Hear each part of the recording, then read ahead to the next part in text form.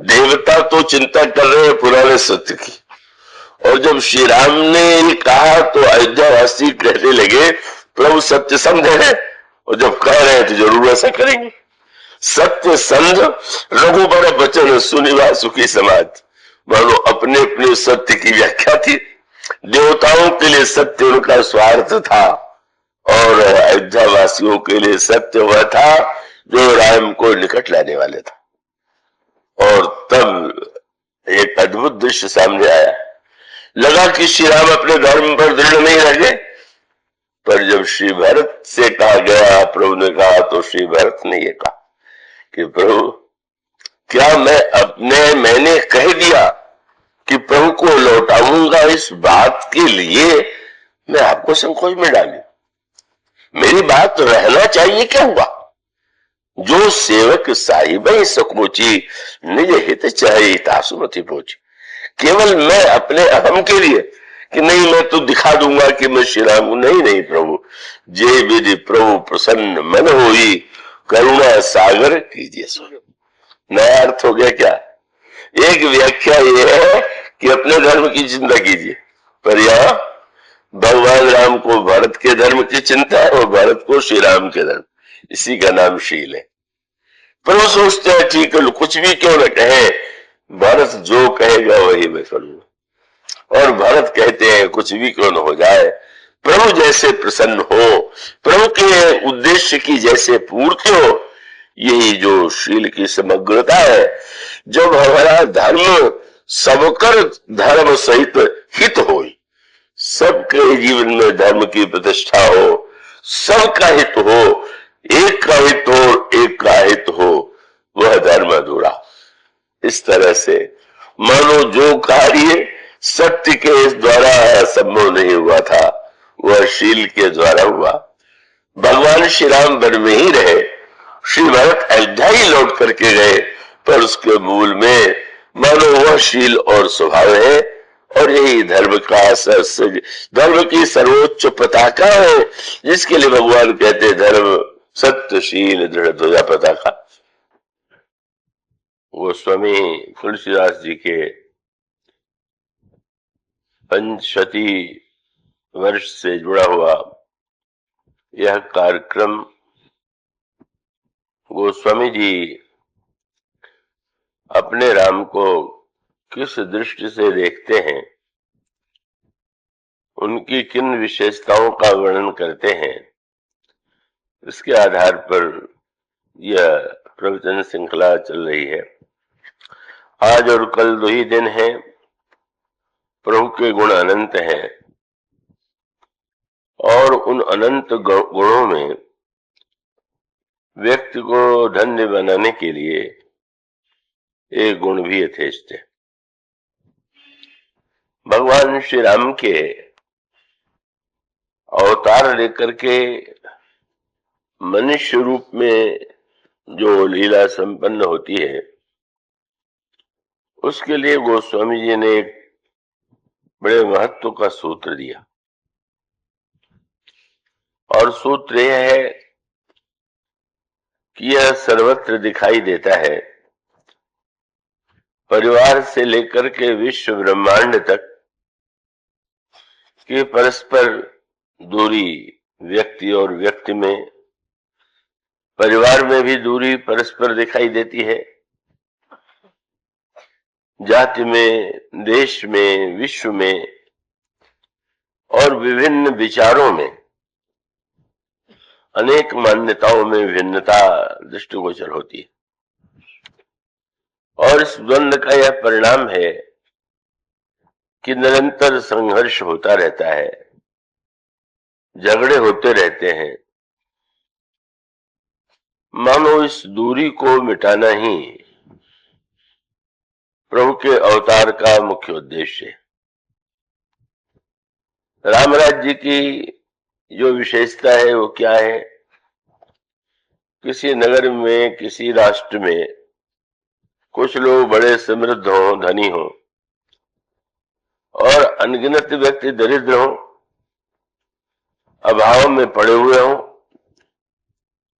और धनिक व्यक्ति यह कह करके यदि अपने को संतोष दे ले, यह तो भाग्य से होता है। हमने सत्कर्म किया होगा तो हमारे भाग्य से हमारे पास समृद्धि है, और जिसने पाप किए होंगे उसके जीवन में अभाव और दरिद्रता होगी। पर यह उत्तर तो विरोध को बढ़ाने वाला है।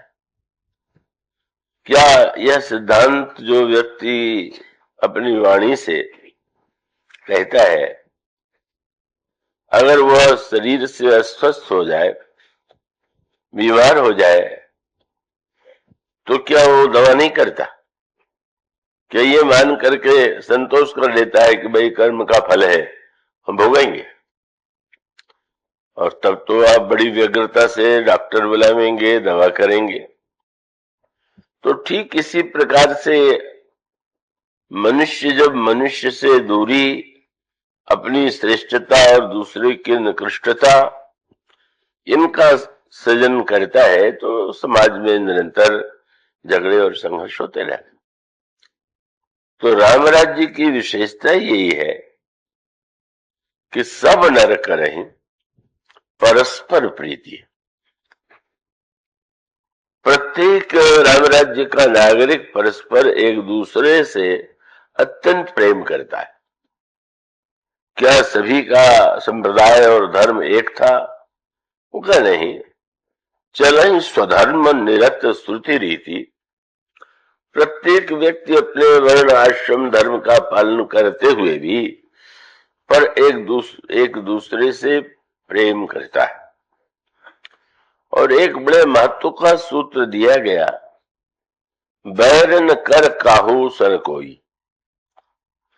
राम राज्य में कोई व्यक्ति दूसरे से वैर करता ही नहीं, पर वैर होने का कारण भी उसी पंक्ति में बता दिया गया, और वह वैर क्यों नहीं करता इसका उत्तर भी दे दिया गया। उसमें कहा गया कि ये जो राम राज्य है, बैर न कर काहू सन कोई, क्यों? राम प्रताप विषमता खोई। जब तक समाज में विषमता रहेगी तब तक वैर रहेगा। जब तक व्यक्ति अभिमानी और दूसरा व्यक्ति हीन वृत्ति से पीड़ित होगा, तब तक समाज में निरंतर संघर्ष होता ही रहेगा, उसे मिटाया जा ही नहीं सकता। आज जो व्यक्ति समृद्ध है, कल वो दरिद्र हो सकता है, दरिद्र कल समृद्ध हो सकता है, उच्च पद वाला पदच्युत हो सकता है और साधारण व्यक्ति पद पर आसीन हो सकता है। तो इस वृत्ति में तो संघर्ष समाप्त होगा ही नहीं। तो दूरी मिटाने के लिए गोस्वामी जी ने एक बहुत ही सार्थक दृष्टांत दिया। नदी है और नदी के दोनों किनारों में दूरी है। यद्यपि एक वस्तु दोनों में समान है, उन दोनों किनारों के बीच में जो नदी की धारा बह रही है, जल की धारा बह रही है, वो तो दोनों को छू रही है, पर दोनों किनारे हैं और दोनों किनारों पर रहने वाले व्यक्ति एक दूसरे से दूर दिखाई देते हैं। तब आप नदी के इस किनारे से यदि उस किनारे पहुंचना चाहे, या उस पार का व्यक्ति इस पार आना चाहे, तो क्या उपाय?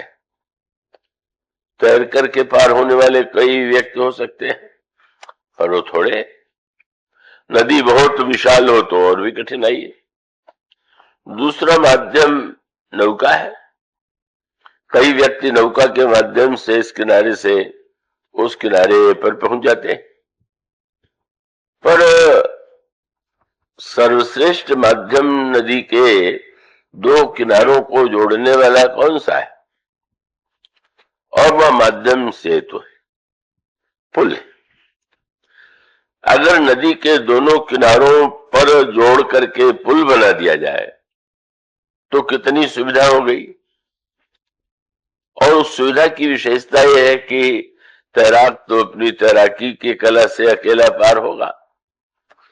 नौका में थोड़े से ही व्यक्ति तो उस पार जा सकेंगे, लेकिन जब सेतु बन जाता है तो पुल पर मनुष्य ही नहीं, पशु भी। और गोस्वामी जी कहते हैं कि छोटी सी चींटी भी उस पुल के द्वारा इस पार से उस पार जा सकती। वह दोहा आपने ध्यान से पढ़ा हो, जिसमें गोस्वामी जी कहते हैं, अति अपार जे सरित बर, जो नृप के सेतु कराही, चढ़ी पिपीली कऊ, चींटी चढ़ी पिपील कऊ, विनय श्रम विनु श्रम पार ही जाए।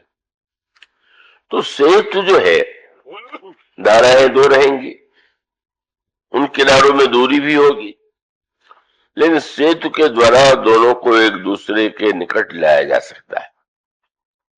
भगवान राम का चरित्र क्या है? उन्होंने अवतार लेकर के मनुष्य जैसा आचरण क्यों किया? अगर रावण के अत्याचार से देवता पीड़ित थे, पृथ्वी व्याकुल थी, लोग संत्रस्त थे, तो ईश्वर थे, वे रावण का वध कर देते, संकल्प से वध कर देते, अपने बाण से वध कर देते। उस वध के लिए अवतार लेने की क्या आवश्यकता? और तब गोस्वामी जी ने एक दोहा लिखा, जिस पर उन्होंने यही बताया कि शुद्ध सच्चिदानंदमय कंद भानुकुल केतु, चरित करत नर अनुहरत, संस्कृत सागर सेतु।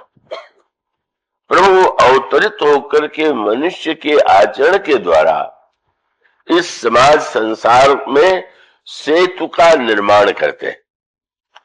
उनका चरित्र क्या है? सेतु है। जब सबनर करें परस्पर प्रीति, या जब ये कहते हैं कि वैर न कर काहूषण प्रीति, वैर न कर काहूषण कोई, तो उसका मूल तत्व क्या है? प्रभु मनुष्य के रूप में अवतरित होते हैं, जन्म लेते हैं, और मानव जीवन में जो प्रश्न, जो समस्याएं, जो स्थितियां उत्पन्न होती हैं, सब क्रमशः उनके जीवन में दिखाई देती है। और फिर उन परिस्थितियों को भगवान श्री राम कैसे स्वीकार करते हैं, कैसे बदलते हैं, ये उनके चरित्र का एक अद्भुत दृष्टांत है। और इस सेतुत्व पर यदि दृष्टि डाले, आज जातीय भावना बड़ी प्रबल है, तो जातीय भावना ऐसा नहीं कि पहले प्रबल नहीं थी। देखिए, मानव स्वभाव में एक दोष और गुण तो उस व्यक्ति में लगा हुआ है। तो व्यक्ति किसी न किसी बहाने से अपने को ऊंचा और दूसरे को नीचा सिद्ध करना चाहता है। कहीं पर जाति नहीं है तो गोरे काले का भेद हो जाएगा, कहीं प्रांत का, कहीं देश का, कहीं जाति का, इस तरह से परस्पर भेद तो होता ही है। तो पुराणों में आप ये पाएंगे, और पुराण यह बताते हैं कि भाई मानव स्वभाव में ये बातें तो किसी न किसी बहाने आती ही रही, आज है और आती रहेंगी। लेकिन उन परिस्थितियों में हमें क्या करना चाहिए? तो पुराणों में ये कथा आती है कि अब दो उस समय शक्तियां थी, ब्राह्मण शक्ति और क्षत्रिय शक्ति। ब्राह्मण जो ज्ञानवान था, तपस्वी था, जो साधना से संपन्न था, और क्षत्रिय जिसका राजा सिंहासन पर बैठता था, शासन करता था। तो उनके परस्पर भेद का पुराणों में वर्णन है, श्रेष्ठता और निकृष्टता को लेकर के, और उसमें श्रेष्ठता और निकृष्टता को लेकर के पंक्तियां भी पुराणों में पढ़ने को मिलती। अब भगवान श्री राम प्रारंभ से लेकर के, चाहे वो किसी प्रकार का, चाहे विचारगत दूरी हो, चाहे वर्णगत दूरी हो, चाहे दरिद्रता और समृद्धि की दूरी हो, चाहे देश देश की दूरी हो, आप क्या पाते? आज से अंत तक वे सेतु के द्वारा उस दूरी को दूर करते। परशुराम जी महाराज कितने महान, हम उन्हें 24 अवतारों में मानते हैं, और उनमें बड़ा ही दिव्य शौर्य है, महानतम त्याग है। बाल ब्रह्मचारी परशुराम जी महाराज, जो कभी किसी सौंदर्य की ओर आकृष्ट नहीं हुए, और वे इतने महान त्यागी कि विजय प्राप्त करने के बाद भी उन्होंने सिंहासन पर बैठना नहीं स्वीकार किया। पर इतना होते हुए हमारे आदर्श श्री राम जितने हैं उतने परशुराम जी ने। आजकल परशुराम जी की पूजा भी सभाएं भी बनी हुई हैं और उनके विषय में जयंती का भी समाचार आता है, तो कोई बुरी बात तो नहीं है। भगवान के अवतारों में है तो उनकी पूजा हो, उनकी जयंती मनाई जाए और उनके गुणों का गायन करें, यह तो एक उचित बात। पर इसके पीछे जो आज भावना है वो बड़ी दुखदाई। क्या अब अगर श्री राम की जयंती क्षत्रिय मनाने लगे, परशुराम की जयंती ब्राह्मण मनाने लगे और वैश्य कोई और भगवान समृद्धशाली भगवान की पूजा करने लगे तो फिर बहुत ही बड़ा अमंगल ही होने वाला है। इसका अर्थ ये हुआ कि वह वृत्ति, आप परशुराम जी के चरित्र को आप वंदना कर सकते हैं, उनका पवित्र जीवन वंदना के योग्य है पर अनुकरण के योग्य नहीं। बस ये सूत्र वो आप समझ लीजिए। वो एकमात्र सारे अवतारों में भगवान राम का ही चरित्र ऐसा है जो वंदनीय और अनुकरणीय दोनों है। भगवान कृष्ण की बात मैं इस समय नहीं उठाऊंगा।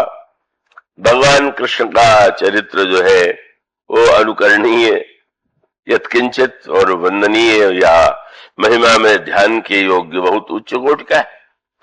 तो उसमें कारण ये है, भगवान राम के चरित्र में जो सर्वत्र सूत्र आपको मिलेगा, परशुराम जी का दर्शन और विश्वामित्र का दर्शन, आप इस पर दृष्टि डालिए।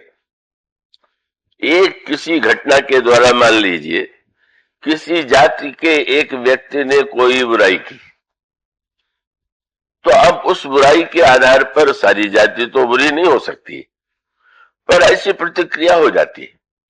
या एक घटना के द्वारा व्यक्ति अगर कोई एक नियम बना ले तो वो नियम सही नहीं, तो बड़ी आप पुराणों की गाथा में पाएंगे बड़ा विचित्र संकेत मिलेगा। दो महान पुरुषों के जीवन में घटनाएं घटित हुई और दोनों घटनाओं का रूप अलग, और अलग तो दोनों ने उसका अलग अर्थ ले लिया। विश्वामित्र जी और परशुराम जी संबंधी भी है। वो कथा आप जो पुराण श्रवण करते होंगे जानते होंगे कि वो जल कुंभ मुनि के द्वारा दोनों दोनों के पास संतान नहीं है, राजा के पास भी मुनि के पास भी, तो दो जल अभिमंत्रित किए गए और वो राजा की पत्नी को ये लगा कि अपनी पत्नी के लिए इन्होंने बढ़िया जल रखा होगा, मेरे लिए उतना अच्छा जल नहीं, तो उन्होंने उसका कुंभ से जल पी लिया। उसमें उन्होंने एक में ब्राह्मण तेज और एक में क्षात्र तेज था, लेकिन उन्होंने क्षात्र तेज वाला जल का ब्राह्मण के जो मुनि पत्नी थी उनके यहाँ और जो ब्राह्मण तेज था वो यहाँ पर। तो ये स्थिति यह बताती है, और देखेंगे आप कि एक ही घटना से दोनों ने जो अर्थ लिया वो अर्थ अपने स्थान पर सही है पर पूरा सही तो नहीं है, और वो दोनों में सूत्र वही है गाय। वशिष्ठ जी के पास नंदिनी है जो कामधेनु की कन्या है। राजा विश्वामित्र यदि वहां पर आश्रम में आते हैं सेना सहित तो प्रसन्न भाव से वशिष्ठ जी राजा विश्वामित्र का सेना का स्वागत करते हैं। ऐसा स्वागत की जिसे देख करके राजा विश्वामित्र चकित हो गए और उन्होंने वशिष्ठ जी से पूछा, आप तो कुटिया में रहते हैं, इतना आपने विशाल ये जो समायोजन किया कैसे किया? सरलता से उन्होंने कहा कि वो तो जो कामधेनु की कन्या यह जो नंदिनी है वो हम जो कहते हैं वो उसकी कामना पूरी करती है। राजा के मन में लोभ आया। लोभ के पक्ष में व्यक्ति तर्क तो ढूंढ ही लेता है।